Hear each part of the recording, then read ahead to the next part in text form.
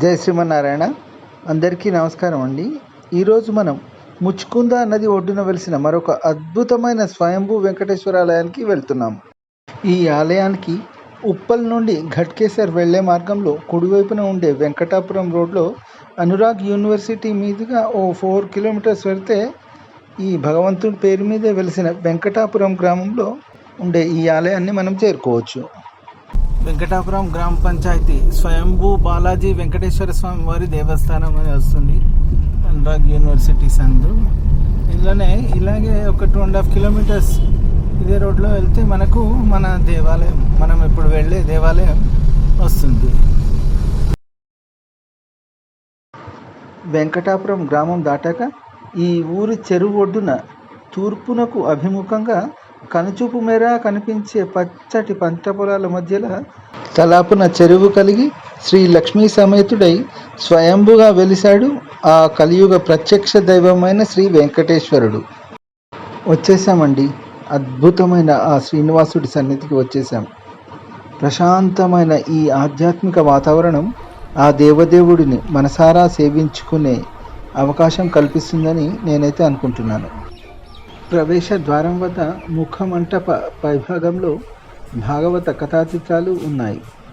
ఇదే ప్రవేశ ద్వారం వద్ద ముఖమంటప స్తంభంపై మంటప నిర్మాణ విశేషాలు చెక్కబడి ఉన్నాయి. శుక్లనామ సంవత్సర మాఘ శుద్ధ శుక్రవారం బిక్కుమళ్ళ నర్సయ్య మంటపం అని రాసి ఉంది. కింద 1216 సంవత్సరం చెక్కబడి ఉంది.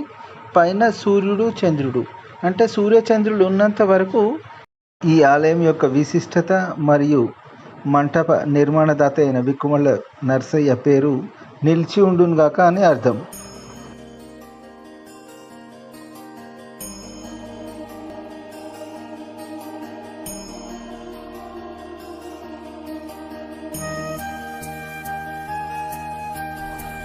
పచ్చని పంట పొలాల మధ్యలో ఈ ఆలయం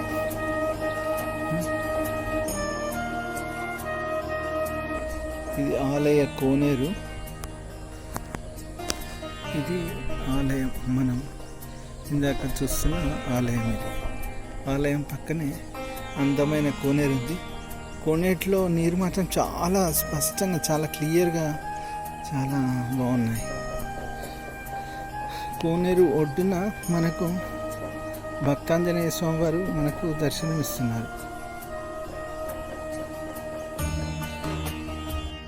మనం ఇంతకుముందు చూసాం కదా, ఈ ఆలయ మంటపం మాత్రం 1216లో నిర్మాణం పూర్తయింది. అంటే దాదాపు 100 నుండి 200 సంవత్సరాలకు పూర్వమే ఈ ఆలయం నిర్మాణం జరిగి ఉంటుందని మనం అనుకోవచ్చు. ఇంకా ఆ స్వామివారు ఇంకా ఎంత ముందుగా వెలిసారో ఏమో మనకెవ్వరికీ తెలియదు. ఈ ఆలయం యొక్క ప్రాకారము మరియు ప్రాకార మంటపం చాలా వరకు శిథిలమైపోతే ఇక్కడ స్థానిక భక్తులు విరాళాలు పోగేసుకొని 2020 సంవత్సరంలో ప్రాకారాన్ని పునరుద్ధరించారు. ఆ ఏడుకొండల శ్రీనివాసుడు అర్చామూర్తిగా వెలిసే ముందు కొంతకాలం ఇక్కడ పద్మావతి అమ్మవారితో సహా ఉన్నారని, ఇక్కడి నుండే తిరుమలకు బయలుదేరి వెళ్ళాడని ఇక్కడి భక్తుల ప్రగాఢ విశ్వాసం. అందుకు గుర్తుగానే ఆలయం లోపల వెలుపల ఉన్న 2 రాళ్లపై మనకు ఆ శ్రీనివాసుడి పాదముద్రలు దర్శనమిస్తాయి. ఇది ఆలయానికి ఉత్తర భాగంలో ఆలయం వెలుపల ఉన్న శ్రీనివాసుడి పాదముద్ర. ఇది ఆలయం పక్కనే గోశాల కూడా ఉంది. ఈ గోవు గ్రామస్తులు ఈ ఆలయానికి కానుకగా సమర్పించినది. ఈ పాదముద్రకు ఇటువైపు భాగంలో పురాతన ఆలయ అవశేషాలు ఇక్కడ మనకు కొన్ని కనిపిస్తున్నాయి. గరుడ స్తంభంగా కనిపించే ఆలయ అవశేషాలు ఇవి, పురాతన ఆలయ అవశేషాలు. ప్రస్తుత ఆలయానికి ఉత్తర భాగంలో ఇవి ఉన్నాయి.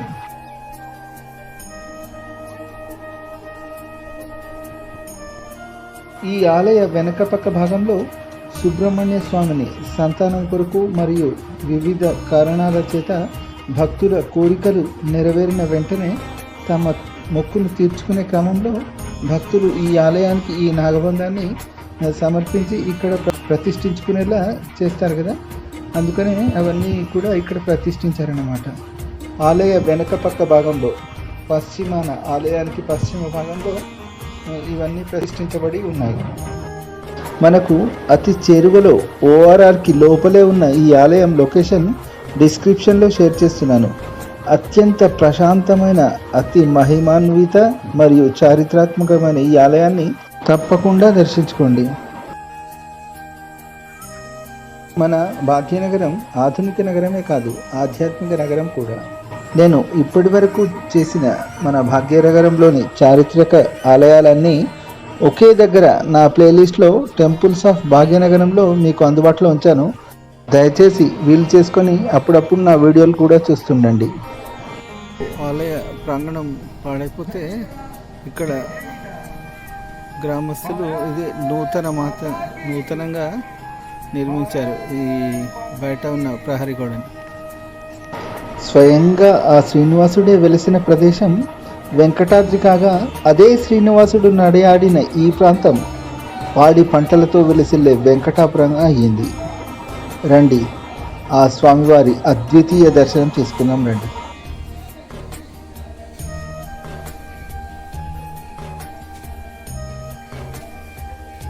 దైవ దర్శనానికి ముందుగా ఆలయ ప్రదక్షిణం చేసి వద్దాం రండి. వావ్, అద్భుతమైన ఆలయం.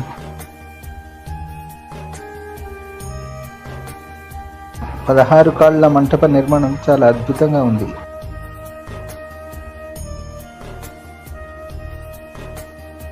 ఆలయం దక్షిణం వైపు గోడలపై రథసారథి, అర్జునుడి రథసారథి అయిన శ్రీకృష్ణుడు, మహాభారత యుద్ధ సన్నివేశాలు ఇక్కడ మనకు కనిపిస్తున్నాయి. ఇక్కడ మనకు ఆలయ దక్షిణ భాగంలో శ్రీనివాసుడి పాదముద్రలుగా చెప్తున్న ఇంకొక పాదముద్ర, ఇందాక మనం బయట చూసాం కదా, ఇప్పుడు లోపల ఇంకొక పాదముద్ర ఈ బండరాయిపై ఉంది. ఇక్కడ అందరూ పూజలు చేశారు. ఇక్కడ మనకు కనిపించే ఇంకొక పాదముద్ర ఇది ఆలయ దక్షిణం వైపు ఆలయం లోపల మనకు కనిపిస్తుంది. ఇది ఎవరు తొక్కకుండా చుట్టూరుగా అరేంజ్మెంట్స్ చేశారు.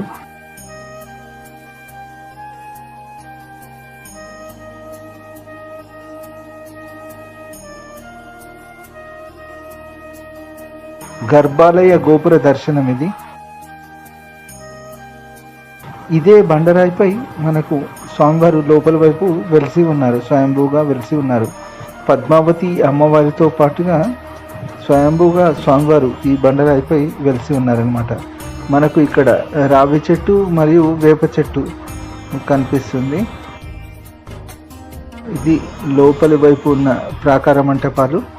ప్రాకార మంటపాలు చాలా వరకు ధ్వంసమైపోయి ఉన్నాయి. ఇది ఉత్తరం వైపున మనం కనిపించే గర్భాలయ గోపుర దర్శనం.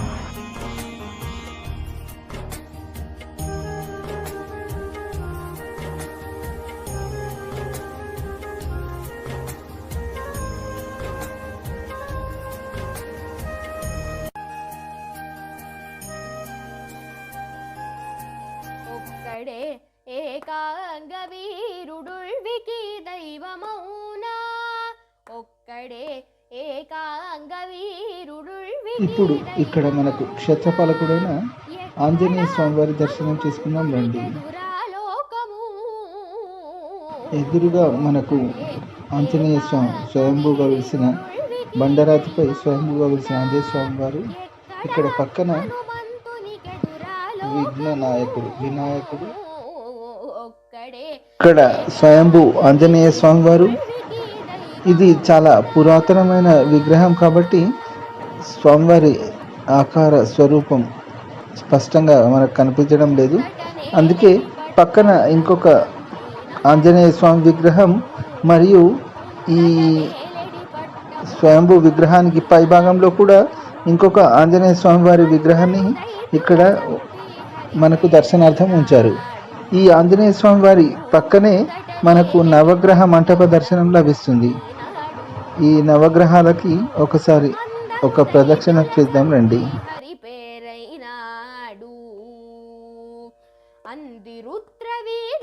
ఇది భక్తుల కోరిక మేరకు తర్వాతి కాలంలో నిర్మించబడిన నవగ్రహ మంటపం. తానై హరుడైనాడు వందే ఆలయ ప్రవేశానికి ముందు గర్భాలయ గోపుర దర్శనం.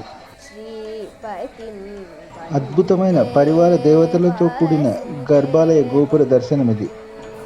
శ్రీపతిం వందే వాసుదేవం ఎప్పుడెప్పుడా అని చూస్తున్న మన శ్రీనివాసుడి దర్శనానికి లోపలికి వెళ్దాం. వాసుదేవం విశాలమైన నవరంగ మంటపం.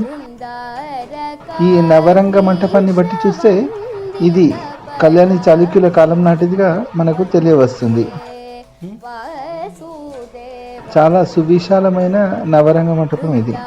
తారకాధీశ వందిత పదా ఆలయ గర్భాలయ ప్రవేశానికి ముందు ఇరువైపులా ఉన్న స్తంభాలపై ఏవో అక్షరాలు చెక్కబడి ఉన్నాయి.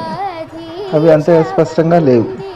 ఈ ఆలయానికి ముందు భాగంలో గరుడాల్వార్ బదులుగా ఇక్కడి క్షేత్రపాలకుడైన ఆంజనేయ స్వామి వారి దర్శనం మనకి ఇక్కడ లభిస్తుంది. అద్వితీయమైన ఆ శ్రీనివాసుడి దర్శనం చేసుకోండి. స్వయంభూగా వెలిసిన శ్రీ లక్ష్మీ శ్రీనివాసుడి దర్శనం ఇది. ఓం నమో వెంకటేశాయ. గోవింద గోవింద. ఓం నమో వెంకటేశాయ. స్వయంగా ఆ శ్రీనివాసుడే పద్మావతి అమ్మవారితో కలిసి కొంతకాలం గడిపిన దివ్య క్షేత్ర దర్శనం ఇది. తప్పకుండా ఈ వీడియో కనుక నచ్చినట్లయితే తప్పకుండా లైక్ చేయండి. 10 మందికి ఈ ఆలయం గురించి తెలిసేలా షేర్ చేయండి. మీ విలువైన అభిప్రాయాన్ని కామెంట్ బాక్స్లో తెలియజేయండి. ఈ ఆలయం పక్కనే ఉన్న శివాలయం ఇది. ఆలయానికి దక్షిణం వైపున ఉన్న శివాలయం ఇది. ఇక్కడ ఉన్న నందీశ్వరుడిని బట్టి చూస్తే ఇది తప్పకుండా కళ్యాణి చాళుక్యుల కాలం నాటిదని భావించవచ్చు. ఓం నమ శివాయ. ఆ సదాశివుడి వెనుక భాగంలో మాతా పార్వతీదేవి దర్శనం. ఇవ్వండి తలకుంట స్వయంభూ శ్రీ లక్ష్మీ వెంకటేశ్వర స్వామివారి ఆలయ విశేషాలు. పునర్దర్శన ప్రాప్తిరస్తు.